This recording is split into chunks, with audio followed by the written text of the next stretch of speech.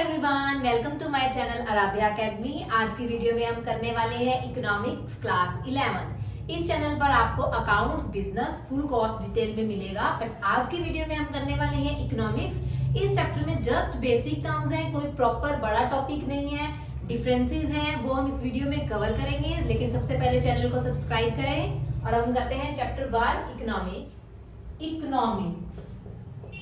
Actual में economics होता क्या है, सबसे पहले हमें इसका मीनिंग पता होना चाहिए। बट इसका मीनिंग जानने से पहले हमें ये पता होना चाहिए कि इकोनॉमिक एक्टिविटी क्या होती है। इकोनॉमिक एक्टिविटी ऐसी एक्टिविटी जो की जा रही है ओनली फॉर अर्निंग पर्पस। ऐसा कोई भी काम जो अर्निंग पर्पस के लिए किया जा रहा है। जैसे फॉर एग्जाम्पल, मैं अपनी एकेडमी पर अगर किसी स्टूडेंट को ऑफलाइन एजुकेशन दे रही हूँ तो मैं उसके रिटर्न में उससे फी रिसीव कर रही हूँ। अगर आप किसी होटल में जा रहे हैं, वहां आप खाना खा रहे हैं तो आप उसके लिए पे कर रहे हैं। तो जिन्होंने आपको खाना बनाकर खिलाया या जिन्होंने सर्विस दी, आपको टीचिंग की, उनके लिए वो इकोनॉमिक एक्टिविटी थी, क्योंकि उसके बदले वो पैसे अर्न कर रहे हैं। सपोज अगर घर में आपको आपकी मदर खाना बना के दे रही है तो उनके बदले में आप उन्हें पैसे तो नहीं दे रहे, तो ये नॉन इकोनॉमिक एक्टिविटी थी। तो क्लियर इकोनॉमिक एक्टिविटी क्या होती है और नॉन इकोनॉमिक एक्टिविटी क्या होती है। इकोनॉमिक एक्टिविटी का पर्पस होता है ओनली फॉर अर्निंग पर्पस। जो अर्निंग करने के लिए एक्टिविटी की जा रही है वो हमारी इकोनॉमिक एक्टिविटी होगी। अब हमारे यहाँ पर हमारी इकोनॉमी वर्ड तो सबने ही सुना होगा कि हमारी कंट्री की इकोनॉमी अप हुई, डाउन हुई, बट वो अप डाउन होती कैसे है इकोनॉमी, और होता क्या है ये इकोनॉमी। अब इकोनॉमी को रन करने के लिए हमारी कंट्री में डिफरेंट काइंड ऑफ पीपल है, बहुत सारे हैं, वो भी डिफरेंट काइंड ऑफ पीपल हैं और वो डिफरेंट काइंड ऑफ वर्क कर रहे हैं। बट वो वर्क किस पर्पस के लिए कर रहे हैं, अर्निंग पर्पस के लिए कर रहे हैं। डिफरेंट काइंड ऑफ पीपल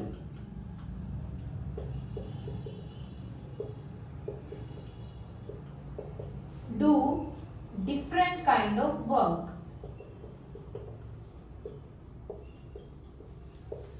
अलग अलग तरह के लोग अलग अलग काम कर रहे हैं, बट अर्निंग पर्पस से कर रहे हैं, और वो हमारी कंट्री के अंदर ही कर रहे हैं। मतलब इट मींस उनकी जो अर्निंग है वो हमारी कंट्री के लिए ही अर्न हो रही है, तो वो हमारी इकोनॉमी है। मतलब एक ऐसे एरिया, एक ऐसी कंट्री, अभी हम सिर्फ कंट्री की बात कर रहे हैं, जहां पर अलग अलग तरह के लोग अलग अलग तरह का काम करके अर्निंग कर रहे हैं, वो हमारी इकोनॉमी में काउंट हो जाएगा। बट अब इकोनॉमी को रन करने के लिए बहुत सारी प्रॉब्लम्स अराइज होती हैं। अब एक इकोनॉमी अगर हम चला रहे हैं तो उसको चलाने के लिए बड़ी सारी प्रॉब्लम्स अराइज होंगी। अब वो प्रॉब्लम्स कौन कौन सी हो सकती हैं। सपोज हम बात करते हैं चॉइसेस, हमारे पास बहुत सारी चॉइसेस है। Suppose if you have a one piece of land, उस लैंड पर आप क्या क्या कर सकते हो। नेक्स्ट आएगा स्कार्स रिसोर्सेज, मतलब हमारे पास रिसोर्सेज कम है, अगर है तो उसके यूजेस बहुत ज्यादा हैं। अनलिमिटेड वांट्स, हमारे पास रिसोर्सेज तो कम है बट उसकी वांट्स हमारे पास अनलिमिटेड है। ये सारी हमारी प्रॉब्लम्स इकोनॉमिक्स की हैं। इकोनॉमी को अर्न करने के लिए और उसको रन करने के लिए। अर्न कैसे, अभी मैंने बताया कि different kind of people different kind of work करते हैं अर्निंग करने के लिए, वो हमारा इकोनॉमी में काउंट होता है। अब इस इकोनॉमी को रन करते हैं तो ये बड़ी सारी प्रॉब्लम्स आ जाती हैं। अब इन प्रॉब्लम्स की जो हम स्टडी करते हैं और सोल्यूशन फाइंड आउट करते हैं, वो हमारा इकोनॉमिक्स कहलाता है। इट मींस इकोनॉमिक्स क्या है, इट इज अ स्टडी। ये एक स्टडी है, किस चीज की स्टडी है, इन प्रॉब्लम्स को फाइंड आउट करने की, इन प्रॉब्लम्स को सॉर्ट आउट करने की, और कि किस तरह हम रिसोर्सेज एलोकेट करें, किस तरह रिसोर्सेज एलोकेट करें कि हमारे दो मेन पर्पस पूरे हो सके। पहला पर्पस कि कंज्यूमर अपनी वांट्स मैक्सिमाइज कर सके, जितनी ज्यादा से ज्यादा अपनी वांट्स वो पा सकता है उतनी वांट्स पा सके। दूसरा, एक प्रोड्यूसर जितना प्रॉफिट अर्न करना चाहता है मैक्सिमम से मैक्सिमम, उतना वो अर्न कर सके। तो ये हमारा इकोनॉमिक्स का मीनिंग है। It is the study of to allocate resources with the main purpose that consumer can maximise his wants and producer maximise his profit. तो फर्स्ट चैप्टर की हमारे कुछ बेसिक टर्म्स हैं, बिल्कुल बेसिक टर्म्स हैं ये।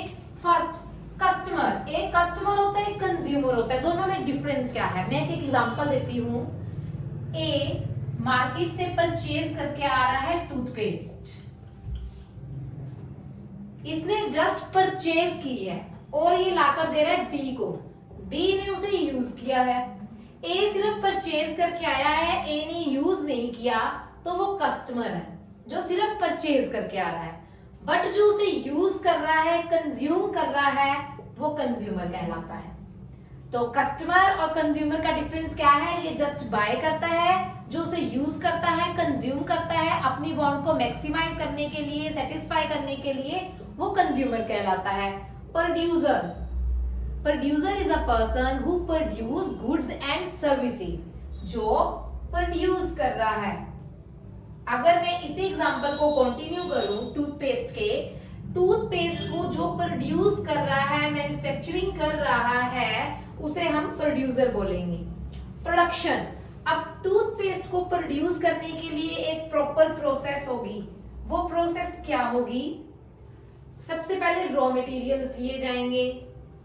रॉ मटेरियल यानी कच्चा माल, यानी कि एक फिनिश्ड प्रोडक्ट बनाने के लिए जो हम मटेरियल यूज कर रहे हैं, रॉ मटेरियल लिया जाएगा, उसे फिनिश्ड गुड में कन्वर्ट किया जाएगा। फिनिश्ड गुड का मतलब होता है ऐसा सामान जो बिल्कुल बिकने के लिए, मार्केट में जाने के लिए तैयार है, वो फिनिश्ड में कन्वर्ट हो जाता है।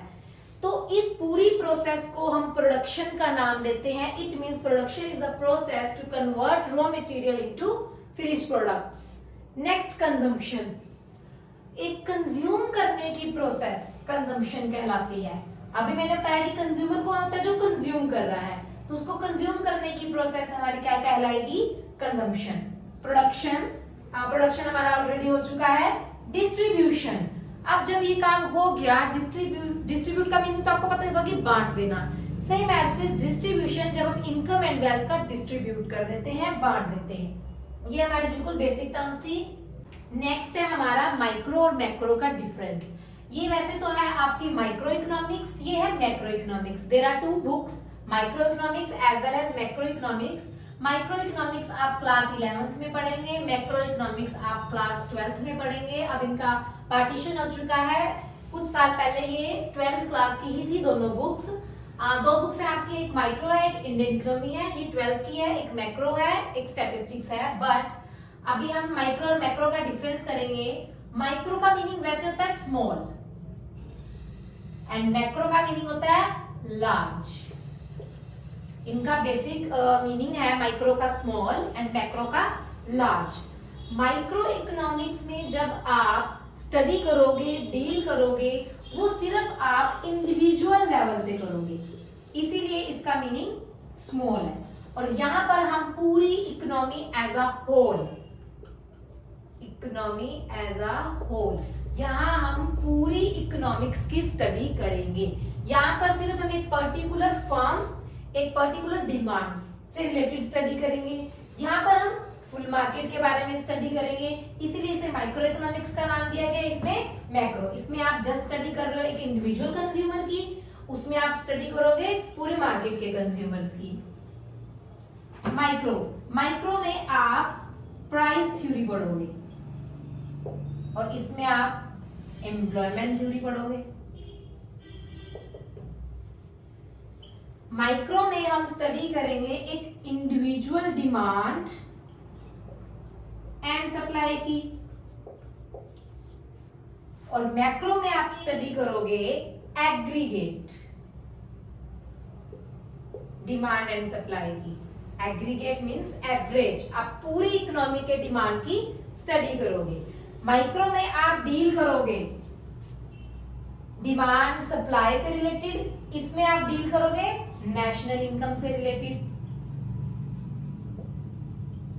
इन्फ्लेशन से रिलेटेड, डिफ्लेशन से रिलेटेड, और इसमें जस्ट डील करोगे कि एक कंज्यूमर की वांट को कैसे मैक्सिमाइज करना है, एक प्रोड्यूसर ने अपना प्रॉफिट कैसे मैक्सिमाइज करना है। तो ये जस्ट डिफरेंस है इनका। ये सारे आप माइक्रो में स्टडी करने वाले हो। डिमांड क्या होती है, सप्लाई क्या होता है, ये सब हम माइक्रो में स्टडी करेंगे, ये हम नेक्स्ट ईयर 12th में स्टडी करेंगे। फर्स्ट चैप्टर में आपका माइक्रो और मैक्रो का डिफरेंस मोस्ट इंपॉर्टेंट है, आपके मिड टर्म एग्जाम्स में तो ये जरूर पूछा जाएगा। ये था फर्स्ट चैप्टर में। फर्स्ट चैप्टर में जस्ट मीनिंग है, बेसिक टर्म्स हैं और सबसे मेन आपका माइक्रो और मैक्रो का डिफरेंस है। ये सभी नेक्स्ट चैप्टर्स का बेस है, आपको ये आएगा तभी आपको नेक्स्ट चैप्टर फुल अच्छे से क्लियर होंगे। तो इस वीडियो को देखें और कंसेप्ट्स क्लियर करें। अगर आपको कोई डाउट है, कोई क्वेरी है तो मुझे मेरे नंबर पर व्हाट्सएप करें 7988525809 और चैनल को सब्सक्राइब करना ना भूलें और जितना हो सके अपने फ्रेंड्स के साथ शेयर करें। Thank you.